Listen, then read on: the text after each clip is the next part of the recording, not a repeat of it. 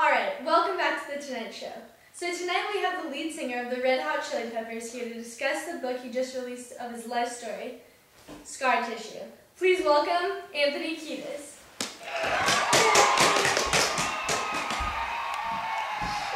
Thanks for being here tonight. Thanks for having me. It's enough, guys. It's enough. Thank you. Alright. Well, there's so much for you to talk about, and you guys just keep laughing. Alright, first I gotta ask, your band, the Chili Peppers, is known for going on stage completely naked except for a tube sock. I'm curious, when did you do that on stage for the first time, and why? Well, it was like, it's an old Irish tradition that we learned about, in school. And the first time we executed it, I think was, it was in the early 80s. And it was at a strip club in Hollywood. And I don't know, we just kind of thought like, if these girls are naked, then we should be too, That's funny. So anyways, why did you decide to write a book? Well, I lived through a lot of hardships and, gone through a lot of struggles, and I just felt that I had a lot to say. And, also the life back then in like the 70s and the 80s was like so different from today, and I just wanted to share, my experiences and how life was back then with people that didn't get to experience it.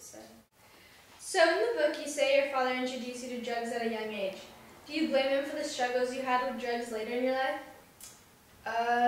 No, not at all. I mean, I would, never do that if I was a father today. I would never do that with my son, but, from his perspective, he had discovered something to be, he discovered something that changed his life, that, made his life better, that he thought, and, he just thought that he would share that with me, so I don't necessarily blame him. And plus, like, everyone back then didn't know the dangers of drugs, so everyone was doing them, it was making their life better, etc. But,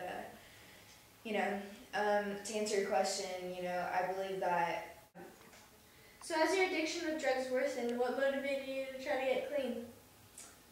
The first time I attempted to get clean was when I was kicked out of the band. I actually said a quote in here that said, "It takes a lot of the thrill of killing yourself when people are looking for you and you're disappointing them, because it is a lot of fun when you're out there killing yourself." And basically what I meant by that is, by doing drugs, I was killing myself.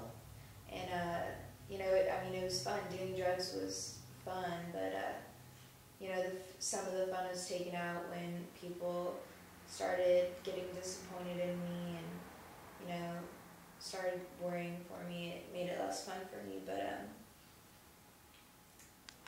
so I attempted to get clean, and I went back to my hometown in Michigan, and,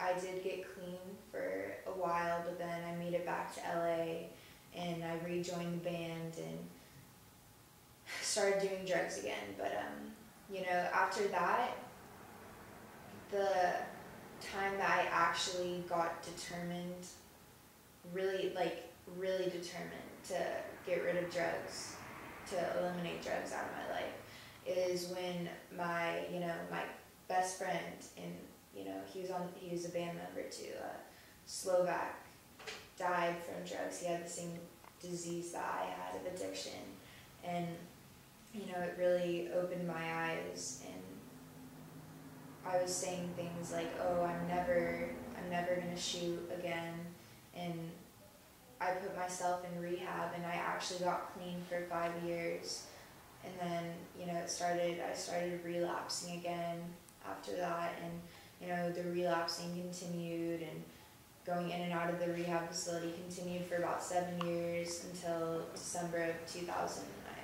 I finally got clean, and I've been clean ever since. So. Wow, what an inspiring story you have. Now, I know your older songs have been mostly written about sex, drugs, and the life in LA. How have your more recent songs changed in that sense? Yeah, well, when my outlook on life changed, I began to write songs that had to do with, spirituality and struggles of life and, like losing a friend.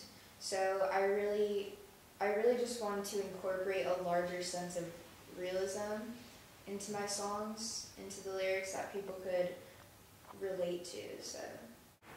Wow, well thank you so much for coming here and sharing with us your incredible story. Everyone give a hand for Anthony Keidis. Thanks for being here.